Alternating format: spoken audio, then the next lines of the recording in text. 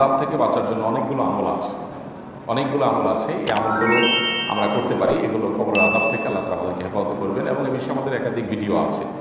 কবরের আযাব থেকে বাঁচার বা মুক্তি লাভের আমলগুলো কী কী সেই সম্পর্কে অনেকগুলো ভিডিও আমাদের আছে, ক্লিপ আছে। এর মধ্যে একটা গুরুত্বপূর্ণ আমল হলো রাতে সূরা মুলক তেলাওয়াত করা। নবী করিম সাল্লাল্লাহু আলাইহি ওয়াসাল্লাম বলেছেন, রাতে যে ব্যক্তি সূরা মুলক 29 নম্বর পারা প্রথম সূরা, এটা যে ব্যক্তি তেলাওয়াত করে, আল্লাহ রাব্বুল আলামিন ওই ব্যক্তিকে কবরের ফিতনা থেকে হেফাজত করেন। অর্থাৎ তার কবরে কোনো আযাব হয় না, শাস্তি হয় না, এবং কোনো রকমের কবরের ফিতনা তার হয় না। এটা স্পেশাল, এই জন্য নিয়মিত সূরা মুলক পড়া উচিত। আল্লাহ তাআলার অনেক নেককার বান্দা আছেন যাদের আন্তরিকতা, যাদের আমলের প্রতি আগ্রহ, ঐকান্তিক প্রচেষ্টা, এটা আমাদেরকেও মুগ্ধ করে। একবার লাইভে একজন বয়সে বেশ কিশোর বয়সের একজন প্রশ্নকর্তা প্রশ্ন করলেন আমাকে যে, আমি তো যখন বুঝতে পারিনি বা ছোটো ছিলাম তখন তো সূরা মুলক আমি নিয়মিত পড়িনি কবরের আযাব থেকে বাঁচার জন্য, আমি এখন থেকে এটা পড়ছি, যেহেতু পেছনে পড়ি নাই সেজন্য আমি সেগুলোর জন্য কী করতে পারি। এই যে পেছনে তিনি ছোট ছিলেন, শিশু ছিলেন, তো তখনকার যে মিসটা হয়েছে তেলাওয়াত করাটা সূরা মুলক রাতে, সেটার জন্য সে টেনশন করছে। তার মানে সে এটা ছাড়া বাকি এখন জানছে, তখন থেকে সে নিয়মিত তেলাওয়াত করছে রাতে শোয়ার আগে, এটা তেলাওয়াত ছাড়া ঘুমায় না সে। এই যে আন্তরিক প্রচেষ্টা, এই যে তার নিয়মানুবর্তিতা, এটাই ইনশাআল্লাহ বিদিনা কবর আযাব থেকে বাঁচার জন্য সহযোগিতা করবে, হেল্পফুল হবে আমলটি। আমরা অনেকে আছি যে আমাদের এগুলোর কোনো খোঁজ খবর নাই, সূরা মুলক পড়ছি, 2 দিন পড়ছি, 6 দিন বাদ দিছি, বছরে 2-4 দিন পড়ছি, না ভাই। এই আমলগুলো যেগুলো হাদিসে নিয়মিত, যেগুলোর ঘরে এরকম বলা আছে যে রাতে তেলাওয়াত করতে, সকালে বা সন্ধ্যা, সেগুলো নিয়মিত তেলাওয়াত করতে হয়, যে রাতে নিয়মিত তেলাওয়াত করলে তার বিনিময়ে আমরা কবর আযাব থেকে রক্ষা পাবো ইনশাআল্লাহ তাআলা। আর কবর এমন একটা জায়গা যে এখানে প্রথম ধাক্কাটা হবে, হ্যাঁ, এই প্রথম ধাক্কায় যে ব্যক্তি সহজে পার হয়ে যাবে, বাকিগুলো তার জন্য সহজ হবে আশা করা। যেটা প্রথম ঘাঁটি আখিরাতের প্রথম ঘাঁটি, এরপরের ঘাঁটিগুলো সহজ হতে পারে এটা সহজ হলে। এই জন্য এটা যাতে সহজ হয় সেজন্য আমলগুলো করা দরকার। অন্য এক হাদিসে আসছে, জুমার দিনে কারণ মৃত্যু হলে আল্লাহ তাআলা তাকেও কবরের আযাব থেকে হেফাজতে রাখেন।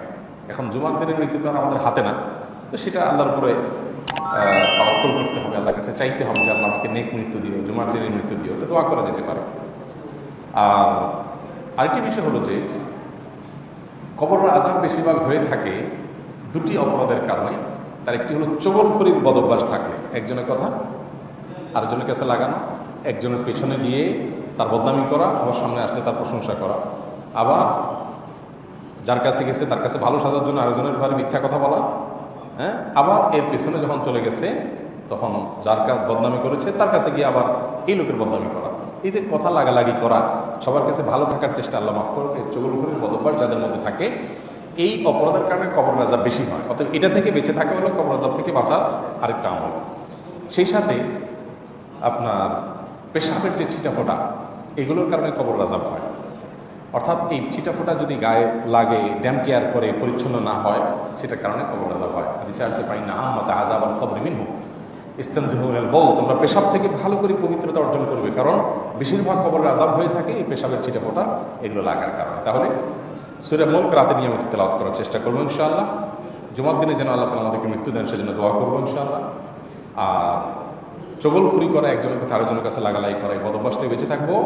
সেই সাথে পেশাবের ছিটাফোঁটা যেন না আসে, হ্যাঁ, শুয়ের আগার মতো 2-4টা ফোঁটা আসতে পারে সতর্ক থাকার পরেও, তো সেটাও পরিচ্ছন্ন করার চেষ্টা করা। এই জন্য দাঁড়িয়ে যদি আপনি শক্ত জায়গায় পেশাব করেন তাহলে কী হবে, প্রচুর ছিটাফোঁটা আসবে। এই জন্যই বসে পেশাব করতে হয়, যাতে ছিটাফোঁটা না আসে।